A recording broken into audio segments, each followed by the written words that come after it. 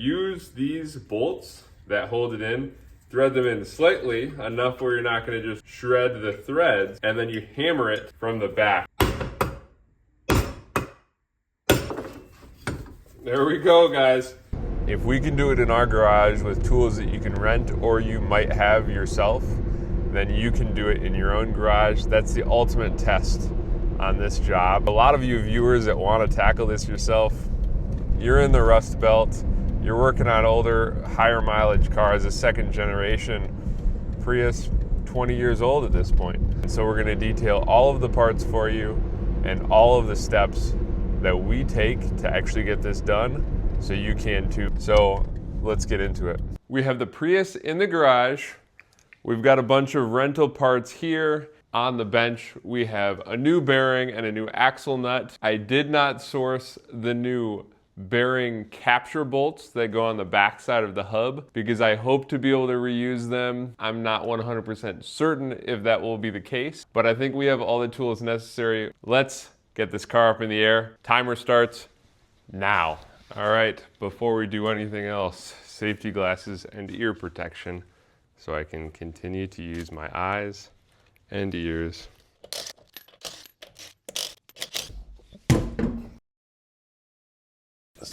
Under the car for safety. Go to our 14 swivel, take off our caliper.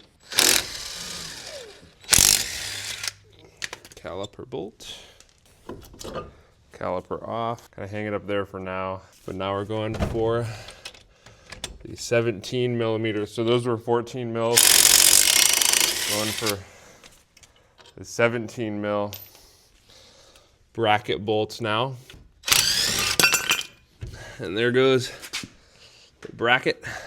Then our rotor comes right off as well. So I'm using sort of a heavy duty hole punch from a set that I had laying around. And just kind of tapping it between the axle and the axle nut to bend it back out so that indentation won't mar up the threads on the CV axle. Get this axle nut socket kit. We're going for a 30 mil. Let's see if it fits on there. And it does. I don't think that I'm even gonna try with that little DeWalt impact gun. All right, righty tighty, lefty loosey. See if we can't get it loose.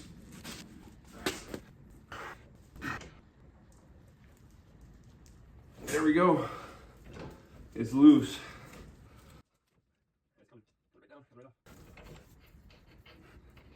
There we go, there's the old axle nut, boom. As we're working our way kind of in, just gonna keep dousing everything. Now that we have some play here, now that the axle nut is off, there's still not enough room to access the capture bolts on the back side of this bearing that go through this knuckle. So what I'm gonna do next is take off the 3 bolts that hold the lower ball joint to the lower control arm. And then if I need to, I'll take off this outer tie rod end from the knuckle to swing it away a little bit. And then we can get behind it between that CV axle and the knuckle hub combo.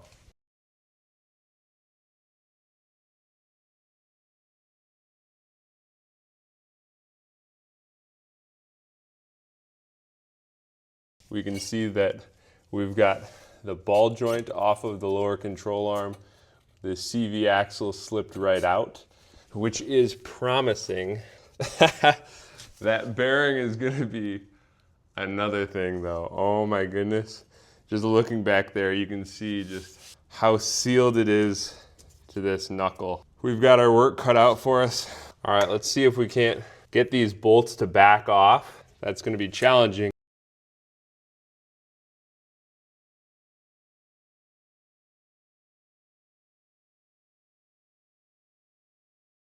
I accept honorable defeat with trying to get this job done while it's fully on the car. Got this whole goddamn thing off the car, so now we can put it in the vise, do whatever we need to do.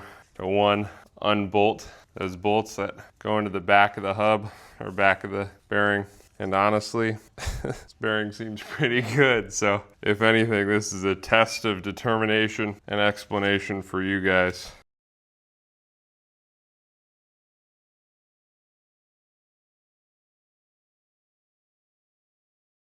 All right, guys, I wanted to quick say something that I saw on the forums, and this is at risk of damaging the actual bolts that bring the bearing into the knuckle. But at the same time, I think this is probably the best way to get the bearing out of this knuckle, and it's to use these bolts that hold it in, thread them in slightly enough where you're not going to just shred the threads, and then you hammer it from the back. As you can see, I just have it resting, not even locked into this vise, because if I squeeze this vise right now, I would actually get some of the bearing. So let me show you what I'm talking about.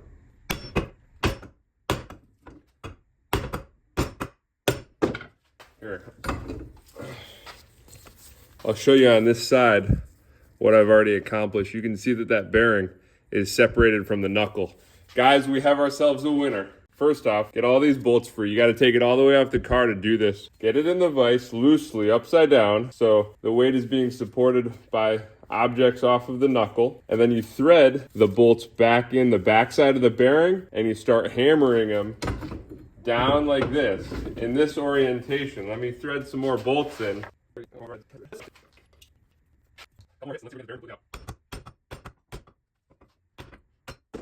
Look at this progress right here. This bearing is almost off the knuckle. Let's take it home. I've marred up the bolts a little bit. Marred one of them up. Ah, shoot, did not want to do that. This method has been pretty darn impressive.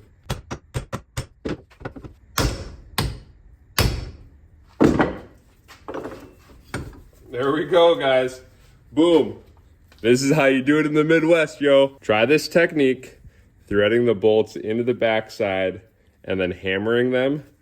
But make sure you have a second car to go to your Toyota dealership to replace these bolts. Let's clean this knuckle up, get a new bearing in it, and then get it back on the car. But we're gonna clean up the mating surfaces as best as possible.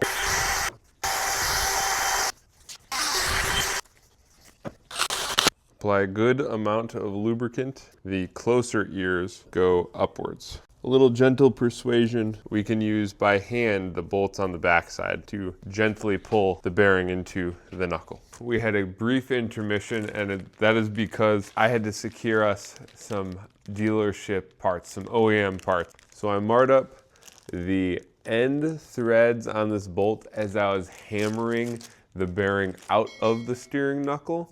And so this wasn't threading back in on the backside of the new bearing. Part numbers I'll put in the video and in the description below if you need them.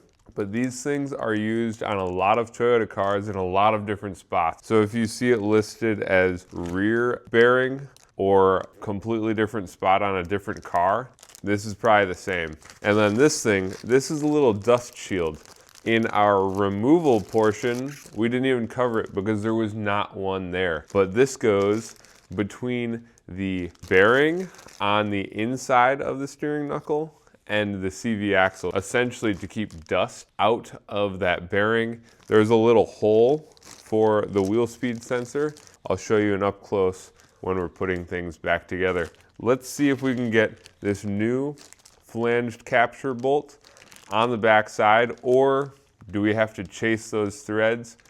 Let's see. Here's a brand new bolt. Let's try and get it in that hole.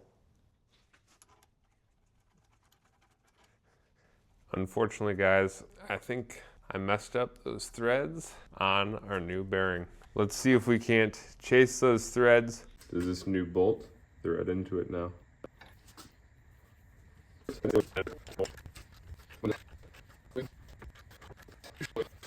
If you're going to use this technique of hammering the bearing out from the backside, get these new bolts ahead of time.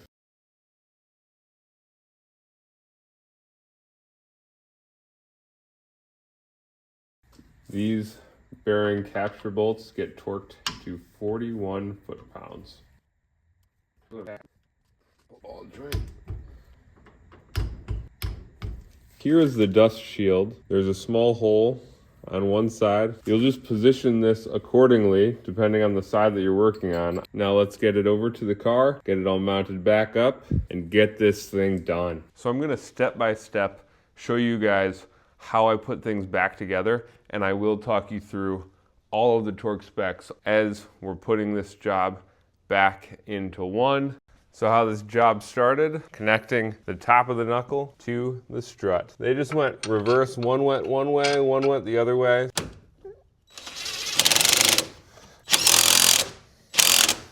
Torque spec on these strut to steering knuckle bolts is 113 foot-pounds. Let's tighten to 113 foot-pounds. Let's get this outer tie rod back aligned with the knuckle. This is a 19 mil nut here, and the torque spec is 36 foot-pounds. Let's get it.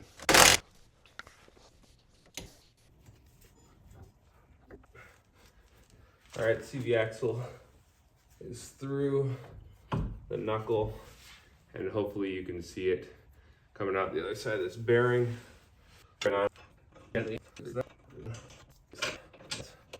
Here's a new axle nut. It is a Dorman part. If I'm gonna do this again, I would order the OEM flange bolt, whatever bearing you want, and then I would also order that dust shield if you don't have it, and this axle nut, all OEM.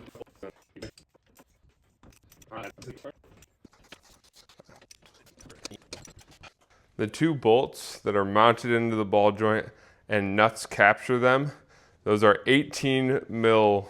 The bolt that is underneath that threads through the lower control arm into the ball joint, that is a 15 mil bolt, and all three get torqued to 66 foot-pounds. So this axle nut is supposed to be torqued to 159 foot-pounds.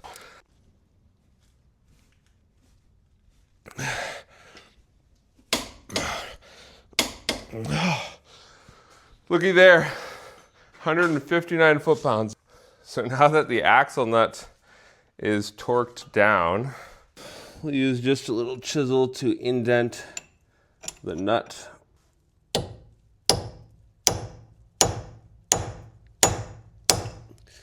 Wheel speed sensor. We're starting to put back together the real simple stuff. So this is just a little 10 mil. We can mount these ratty rotors on and then start thinking about so these brake caliper brackets are 17 mil and the torque spec on them is 80 foot-pounds.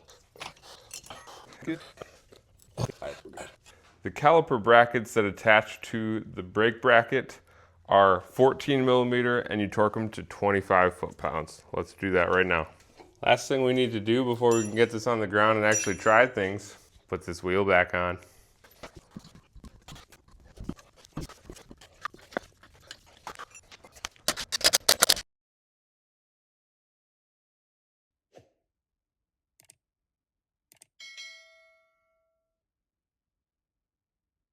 Thanks for tuning into this episode of Shop Don't Stop. We did the wheel bearing on 2nd gen Prius here. It brought me back home to Michigan. We're back in Absolute Auto, the shop, covered in salt. But follow the steps. It's actually pretty easy, even if it's pretty corroded. Give it a like and consider following the channel. We've got a lot more coming for you, and we're just getting started. Remember guys, Shop Don't Stop.